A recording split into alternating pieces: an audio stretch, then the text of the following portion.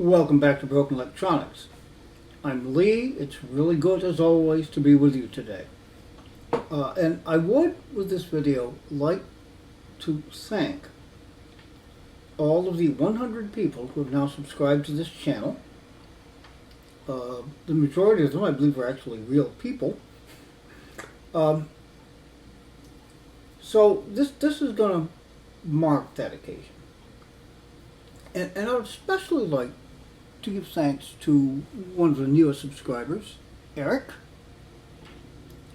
who sent a comment saying, I literally signed up with the Google and YouTube accounts specifically to be the 100th subscriber to your channel because I liked your content so much. Great stuff, Lee. Well, thank you very, very much, Eric. That means a great deal to me. Now, unfortunately, Eric was the 100th subscriber. YouTube, in their cleansing of accounts, I believe, removed a couple of bot accounts that had subscribed themselves. So I went back to 98. Well, okay, we're back up. All right. Now, I feel the need to actually do something. So, what this is going to be is the upgrade video to my 1998 iBook G3 clamshell. Now, I really want to do this, but I have been putting it off and putting it off and putting it off because it is a pain. In order to do the upgrades, I'll end up having to completely disassemble this machine. Now, some of the little things I've done, unfortunately that scuffing on the top, I have no way of getting rid of that, but I did glue the stem of the apple back in. Yay! Alright, so the upgrades I plan on. I got an airport card. It was cheap. Now, I don't know if it's actually going to work. I mean, it should work, but will I actually be able to log into things on the internet? Well, we'll find out. Can't hurt anything. That's pretty easy. I have 512 megabytes of RAM.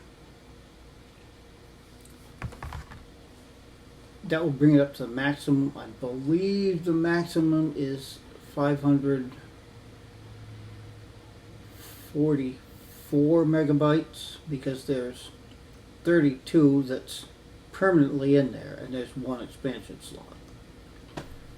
Okay, and that's relatively easy. Where it gets more difficult, I picked up a CDR and RW / DVD-ROM optical drive. So I'm going to replace the optical drive. Decided to upgrade since what's in there now is just a CD-ROM. And since this is one of the pre-FireWire versions of the iBook, that's one of the principal means of installing anything on the machine.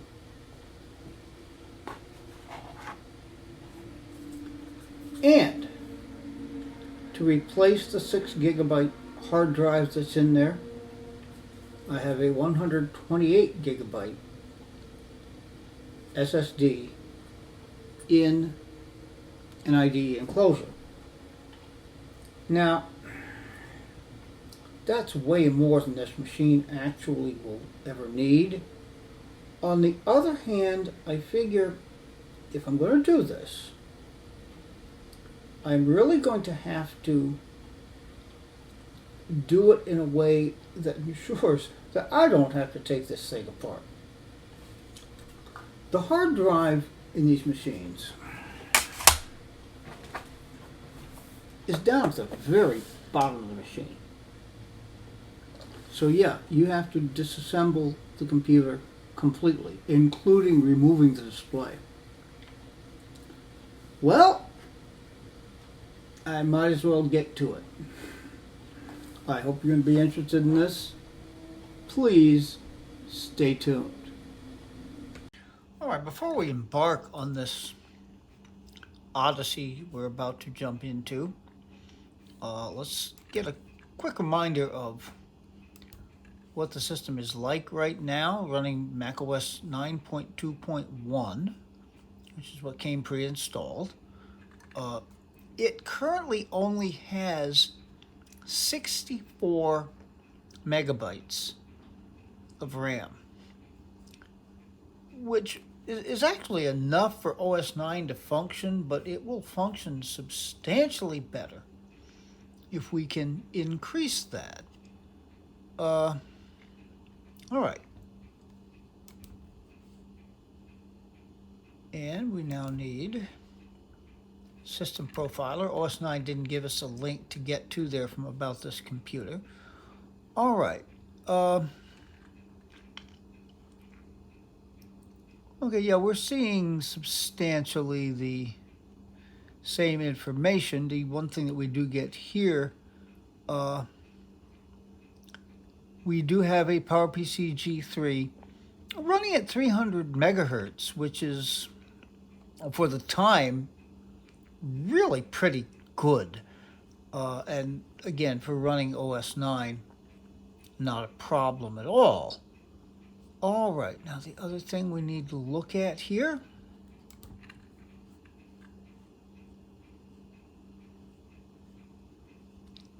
our hard drive.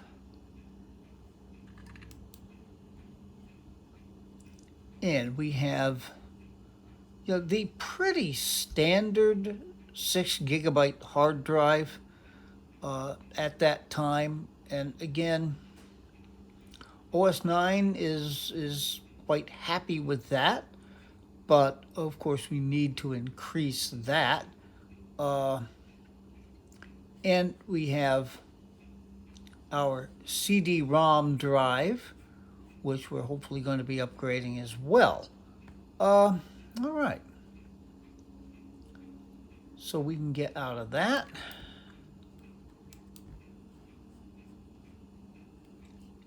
And I am going to shut the machine.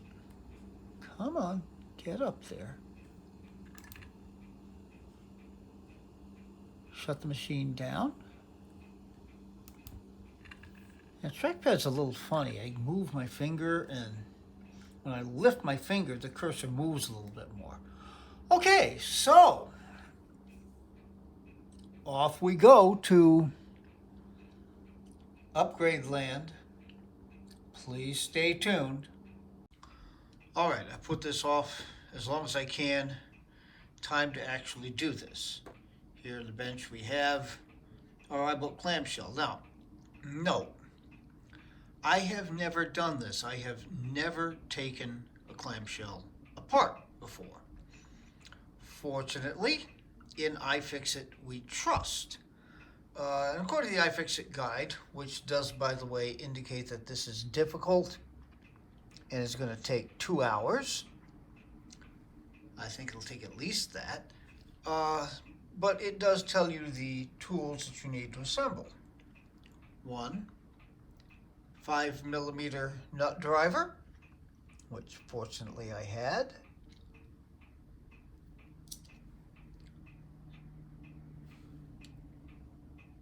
Small Phillips screwdriver. Small flathead screwdriver. Where are we here? And a Torx T8. Now, I'm hoping this is the Torx T8. The markings on these things wore off a long time ago. If not, I'll try one of the other ones until I find something that works. The whole process starts out deceptively simple, because the first tool we're going to use is a coin.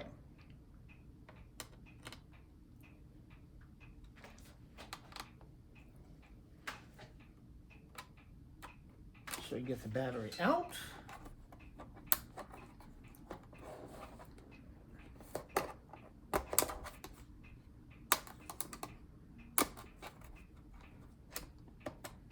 There we go. It's battery cover. Now there is a plastic tab. Pull the battery up and out. Thing's dead anyway. I will probably, just for safety's sake, put the cover back on and leave it. We'll see how that affects the balance of the machine. Okay, and now we turn it over. And open it up. Yeah, that does kind of affect the, the balance there without the weight of the battery. Well, I really need to get another battery. All right, now.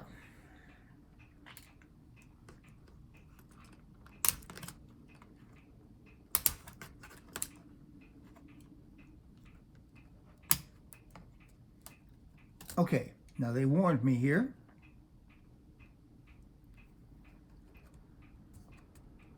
There is a locking screw.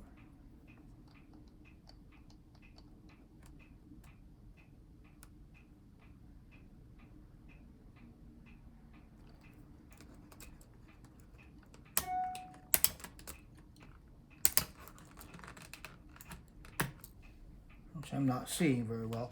Okay.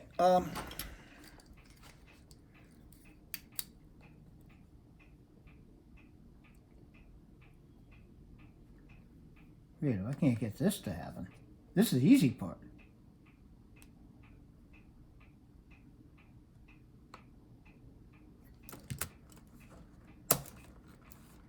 It's coming up there. It's coming up there. Ah, there we go. And our keyboard is off.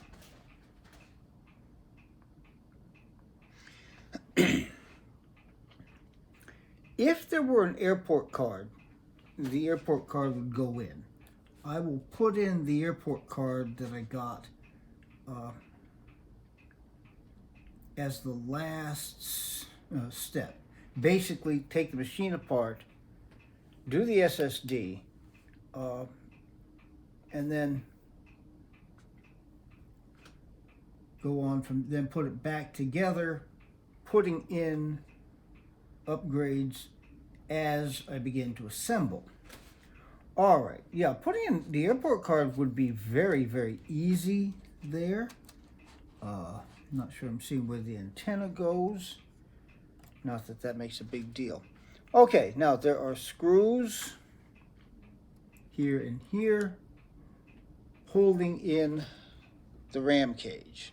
So I need to remove the ram cage. Now, if you will bear with me, I will get that done off camera. Stay tuned.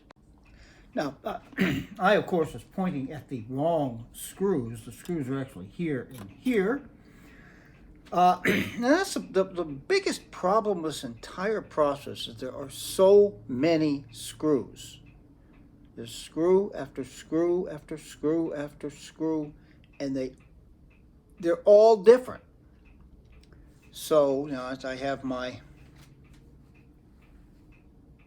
mat with holders for each of the screws, and now having done that, this, by the way, is the airport antenna, and the ram cage comes right out. Okay, yeah, there's oh, I see. Okay, there's 64 megabytes of RAM in there. There is a second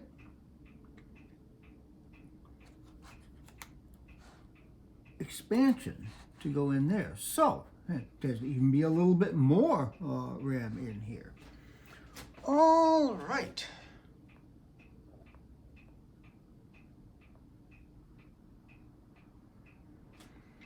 Okay, now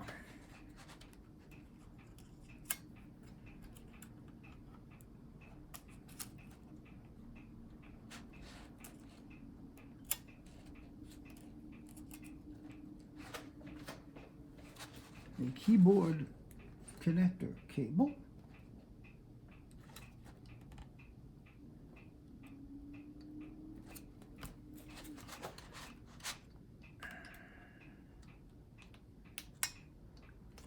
Okay, what I'm supposed to be doing is pulling up on the plastic ribbon connector.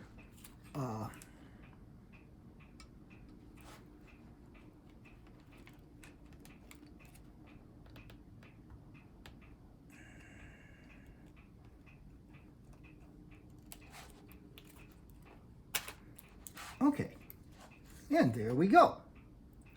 Oh, I see. I was supposed to pull up actually on this plastic tab that I couldn't see, and that would have made it much easier to pull it up. Okay, let's put that aside. And now, having done this,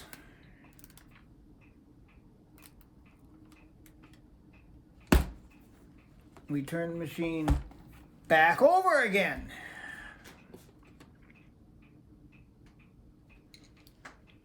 Ah, a tool they neglected to tell me about.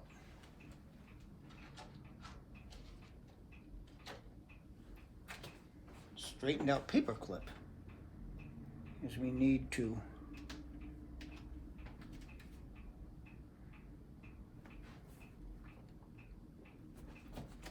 now CD drive's over here. Okay. We have ejected that.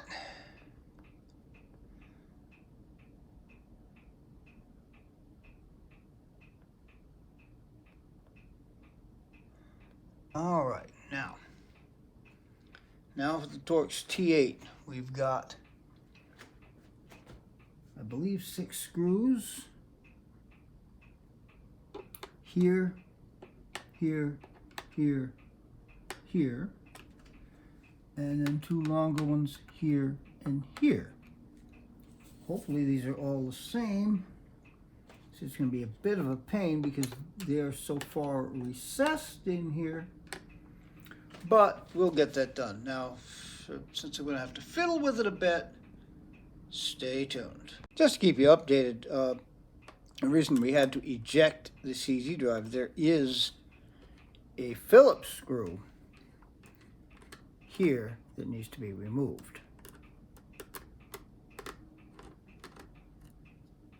Okay. All right. Okay.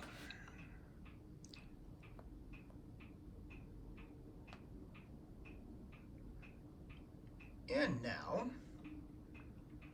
we turn it over again.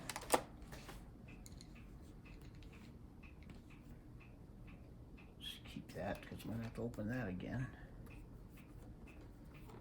All right.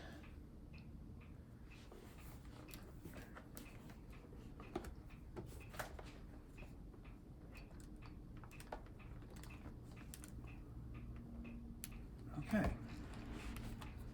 And we are removing 3 Phillips screws. Here, here, and here. Okay. You still in the pictures? Yeah, okay. So, I shall get at that once again. Stay tuned. Well, we've got a bit of an issue with iFixit. There's supposed to be a locking bar on the trackpad ribbon cable, which I can't see. So I guess just pull up and out and hope that that will go back in and make its connection at the appropriate time.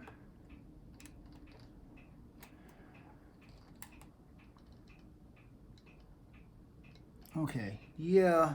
The diagram in the iFixit guide is not that good.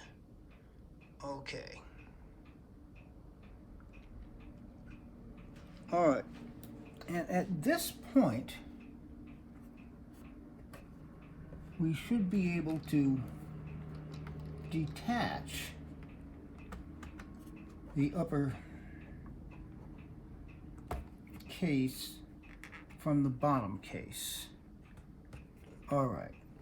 And there's an audio cable in there that's going to need to be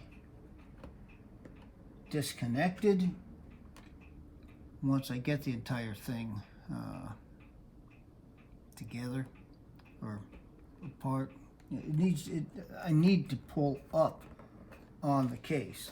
Now, this is going to take me a while because obviously the last thing I want to do, and I'm always very, very concerned with these old machines about the brittle plastic.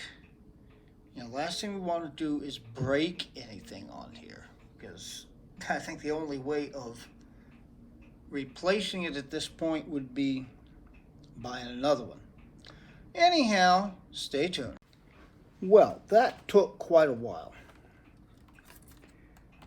I have largely got the upper case here disconnected. I have disconnected the trackpad. Hopefully it'll work again. Getting the audio kit was not super clear from the iFixit guide exactly how that worked. Now, I will state, iFixit tells you to open this with your hands. If I had not had this tool, which is actually intended for opening phones for repair, I wouldn't have gotten this far. Now,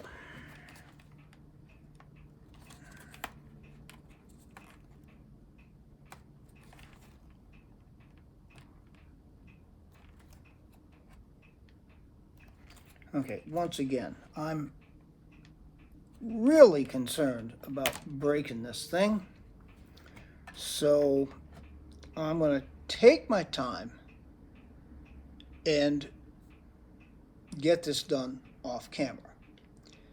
This is going to take way more than 2 hours, believe me. But fortunately, I'll be the one who deals with that. So stay tuned. iFixit says to just pull it up and away. Just nearly dropped an important tool here. To pull it up and away from the display. And it'll feel like you're going to break it, but don't worry. Well, worrying is one of my best things. I don't think I would have gotten this if I had not bought these tools. This is the tool, actually these two primarily, are the ones that I used in opening the Mac Mini G4 when I upgraded that. So yeah, I just worked this one in, it's very thin, then worked that one behind it, kept going until it came free. Okay. And at this point, probably time for me to take a little break. Which you won't have to, but what's going to come up, we will have to remove the display from the rest of the machine here. Oh, Lord. Get the optical drive out.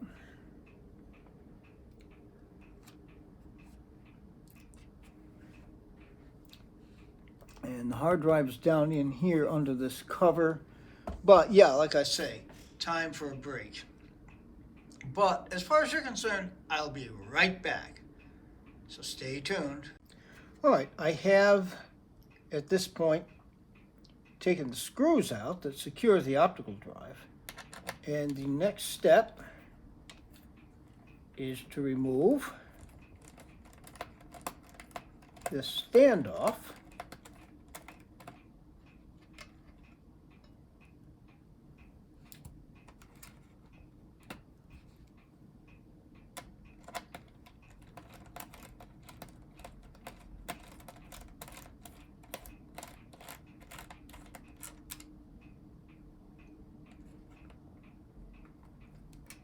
Getting there.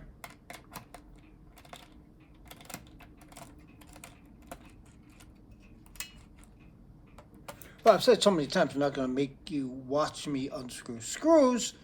Once the standoff is off, and it is loose. Okay. With the standoff removed, I should now be able to remove the optical drive. Now, there are clips here that secure it in, which make it kind of a pain to get out. So once again, I'm going to have to fiddle with it, so we'll try to make this magically happen between these two clips. So stay tuned. Okay. Here we are. Now, the hard drive is down there. Wouldn't it be nice if you could just remove this part of the shielding, get that up, and then get the hard drive out? What a nice thing that would be. But no, it's not that simple. You've got to take the display off. You've got to disconnect more cables. There's the backlight cable. That's the other end of the sound cable. Numerous others. Modem jack's in there. That's got to come out. All that has to come out, and probably more. I mean, the modem's covered up here. Lord. Then you should be able to remove the display, because you've got to take this entire shielding off. The whole thing, in order to get at the hard drive, because this is all one piece. Boy, this is, at best, frustrating. But we're getting it. We'll get it. You just need to be patient, go slowly. And I am very glad I'm keeping all those screws sorted out. All right, so basically, I'm going to work on removing the display. I'm not going to try to record that. It would just be a mess. But I'll get that done. I would say, if you're interested, this is not really intended as a tutorial. The iFixit guide is there, and it's nice. I would also point out that the iBook guy has, actually, he's now the 8-bit guy, has a really good YouTube tutorial on doing this.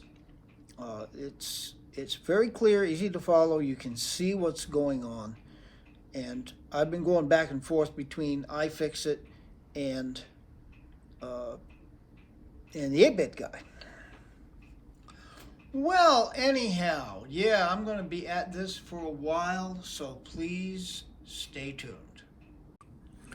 All right, with all of that done, I disconnected the backlight, the data cable to the display. So now with the removal of one last screw. And I will say, thank the Lord, none of these screws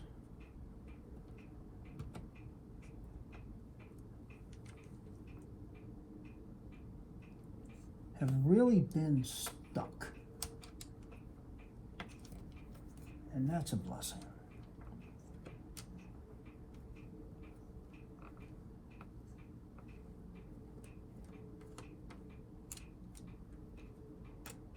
Hopefully I have removed the correct screw.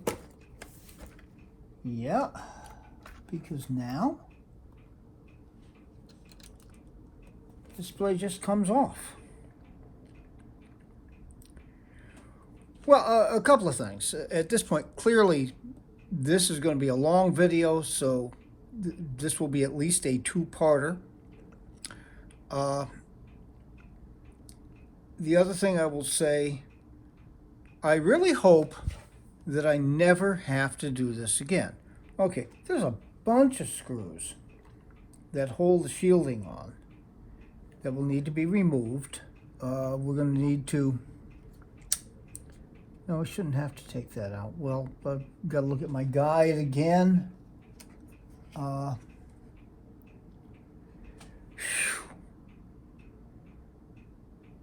So, next time you see me here should be with the shielding off and ready to replace the drive. Whew, I am really tired. Stay tuned. Well, well, well. Look, it's a hard drive.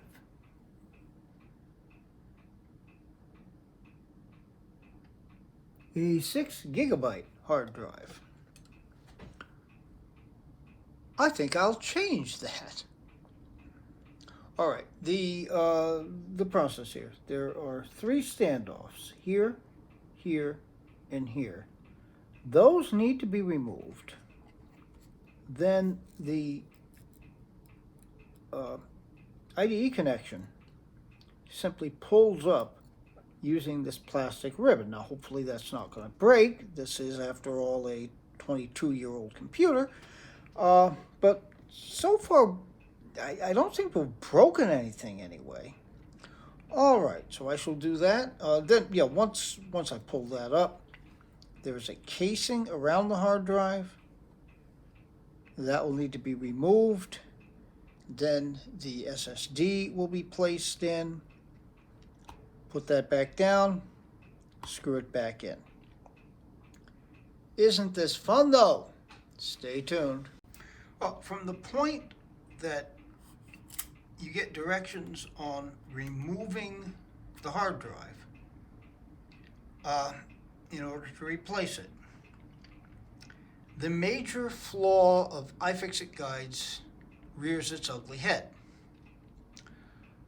All they tell you at this point is to reassemble the machine, follow these steps in reverse order. Gee, thanks. Because very rarely is it ever that simple to do. And I think 8-bit guy, pretty much the same. He gets it apart, and that's the end of it. Okay, this clearly has to be the stopping point for this part of the video.